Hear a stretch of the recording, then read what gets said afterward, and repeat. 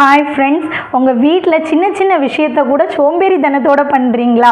நாளைக்கு நாளைக்கு அப்படின்னு நாள் கடத்திட்டே இருக்கீங்களா? அப்போ இந்த கதை உங்களுக்கு தாங்க. ஒரு வீட்டில் அப்பாவும் பையனும் இருக்கிறாங்க. பையன் ரொம்ப சோம்பேறித்தனத்தோடு இருக்கிறான். அப்பாவுக்கு இவனை எப்படியாவது திருத்தணும் அப்படின்னு சொல்லி ட்ரை பண்ணிகிட்டு இருக்காங்க. பையன் அப்பா கிட்ட சைக்கிள் வாங்கி கேட்குறான். அப்பா ஒரு புக்கை கொடுக்குறாரு. கொடுத்துட்டு 10 டேஸில் நீ இதை படித்து முடிக்கணும், நாளைக்கு முடிச்சிட்டேன்னா நாளைக்கு உனக்கு சைக்கிள் வாங்கி தருவேன், 10 டேஸ் டைம்னு சொல்லி கொடுக்குறாரு.